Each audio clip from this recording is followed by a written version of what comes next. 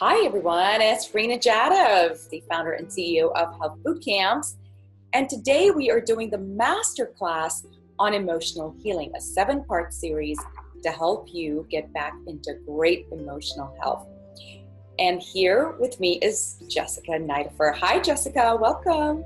Hi Rena, thanks for having me. All right, well let's get started. So step 1 in the 7-part series is the practice of being non-attached. Let's talk about that.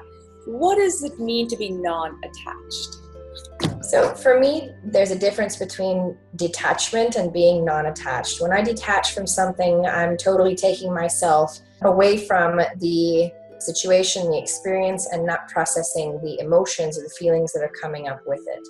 When I'm practicing being non-attached to something or someone or whatever someone might be sharing with me or about me, I am stepping into the space of the observer and really taking a look at myself and how I'm feeling in that situation. If I'm feeling uncomfortable, then I'm being asked energetically to look within and say, okay, why might I be taking this personally?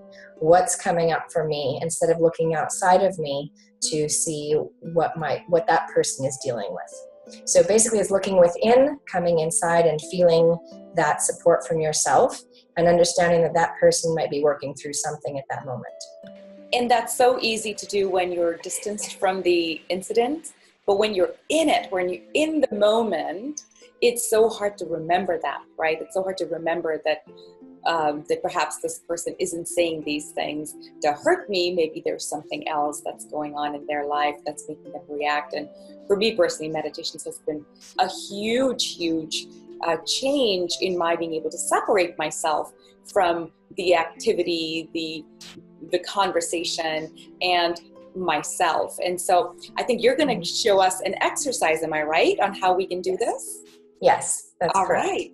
Let's get started. Let's do the exercise. Okay, so when I'm being non-attached in a situation or an experience, I go into what I call the observer mode.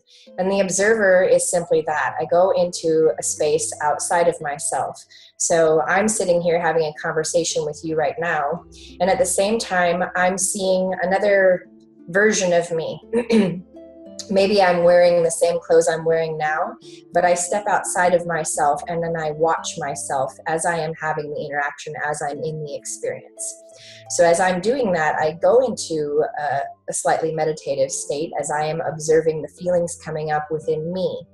And then observing the other person also to see what their energy is or how they might be feeling, and understanding as I'm standing outside of myself, watching the interaction, that we don't have to be in the feelings in our body at that moment. So it's really a simple meditation of visualizing yourself outside of your body as you're talking to someone. So all of us can imagine what we might look like if we were floating outside of our body, right? You might not be able to see clearly sometimes in our meditations, but we can always imagine what it would look like to be outside looking in. So that's what I do when I'm in an experience that's not feeling very comfortable for me. I step outside and I watch, I observe, because the observer only observes. The observer is not there to judge. It's not there to criticize. It's simply there to observe and to be still. So that's where I go. Any specific tips on how someone can learn to separate themselves? I know for someone like yourself and for me, because we've been doing it for so long, it's second nature. Any specific tips on how to do it that first time? So for me, even in the beginning when I was practicing this, it was always easy for me to imagine. So a lot of times people would say, well, I want to see clearly. I want to see what's happening here clearly. But sometimes we're not always able to see in our mind's eye. We're not there yet because we're not meditating as often, or we're not used to being in that space.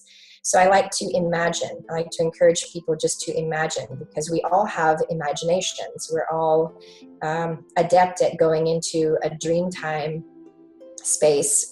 Sometimes even when we're talking to people, right, we kind of space out sometimes. So maybe in that spaced out mode that you might go into when you're actually spacing someone out, trade that for being in the observer mode and imagining what that would feel like going into that observer mode.